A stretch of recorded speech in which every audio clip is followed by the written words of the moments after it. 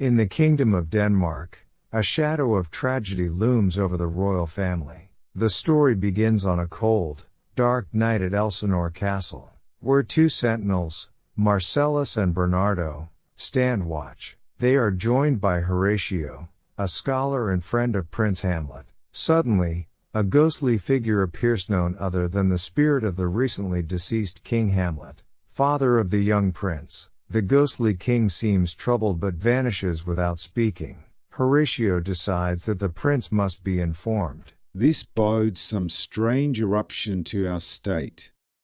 Prince Hamlet is in deep mourning over his father's death, but his grief is compounded by the hasty marriage of his mother, Queen Gertrude, to his uncle Claudius, who has now assumed the throne.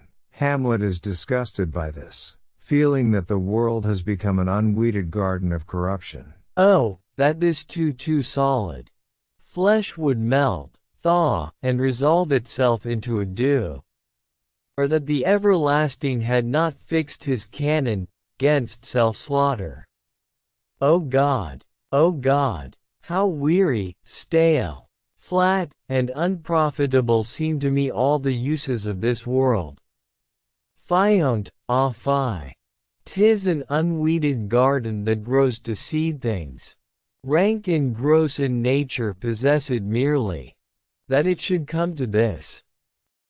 Amid this turmoil, there is one bright spot in Hamlet's life: Ophelia, the gentle and innocent daughter of Polonius, the king's advisor. Ophelia is deeply in love with Hamlet, and their relationship provides Hamlet with a brief respite from the darkness that surrounds him. Yet, Ophelia is caught in a web of conflicting loyalty, is torn between her love for Hamlet and her duty to her father and brother, Laertes. My lord, I have remembrances of yours, that I have longed to redeliver. I pray you, now receive them.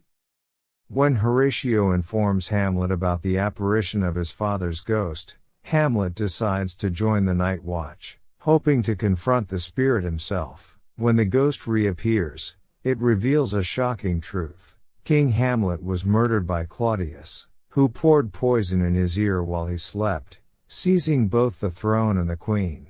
Revenge is foul and most unnatural murder. The revelation drives Hamlet into a state of turmoil, torn between his desire for revenge and his moral hesitation.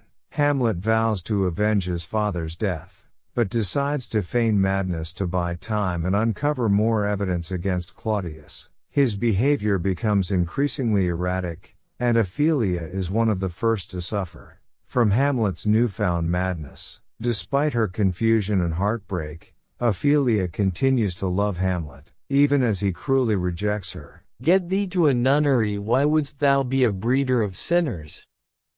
Ophelia's importance in the story cannot be overstated. She represents the innocence and purity that contrast sharply with the corruption and deceit of the Danish court. As Hamlet's world spirals into chaos, Ophelia's own life begins to unravel. Her love for Hamlet is genuine, but she becomes a pawn in the schemes of those around her. Polonius, her father, uses her to spy on Hamlet, and her brother Laertes, despite his love for her, leaves her alone in this treacherous environment.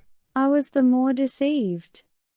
Hamlet's feigned madness leads to tragic consequences. Polonius, who believes Hamlet's madness is due to his love for Ophelia, hides behind a curtain to spy on a conversation between Hamlet and his mother, Queen Gertrude. In a fit of rage, Hamlet stabs through the curtain, believing it to be Claudius, only to discover he has killed Polonius. Thou wretched, rash, intruding fool, farewell. I took thee for thy better. Hamlet's act of violence further plunges him into despair. He begins to question the very nature of existence. To be or not to be? That is the question.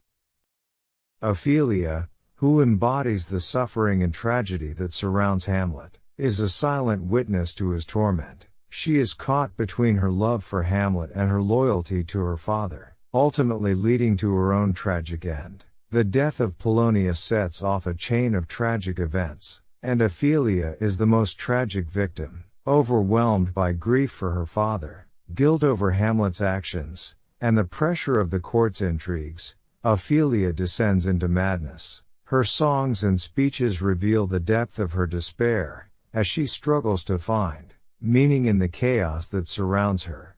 There's rosemary, that's for remembrance pray, love, remember, and there is pansies, that's for thoughts.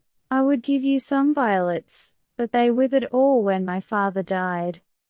Ophelia's madness and eventual death are pivotal moments in the play. Her tragic end serves as a poignant reminder of the destructive power of the corrupt forces at work in Denmark. Her death by drowning, whether accidental or suicidal, symbolizes the loss of innocence and the final collapse of all that is pure and good. In the world of Hamlet, meanwhile, Laertes, Polonius's son, returns to Denmark, seeking revenge against Hamlet for his father's death. Claudius, sensing an opportunity to rid himself of Hamlet, conspires with Laertes. They arrange a fencing match between Hamlet and Laertes, where Laertes will use a poisoned sword. Additionally, Claudius prepares a cup of poisoned wine to offer Hamlet during the match, ensuring that one way or another, Hamlet will meet his end. Revenge should have no bounds. The day of the duel arrives, and Hamlet, though suspicious, accepts the challenge. During the match, Laertes wounds Hamlet with the poisoned sword. But in the scuffle, their swords are exchanged, and Hamlet wounds Laertes with the same poisoned blade. At the same time, Queen Gertrude accidentally drinks the poisoned wine meant for Hamlet. The drink him poisoned. Realizing he has been betrayed, Hamlet finally takes his revenge, stabbing Claudius with the poisoned sword, and forcing him to drink the remaining poisoned wine.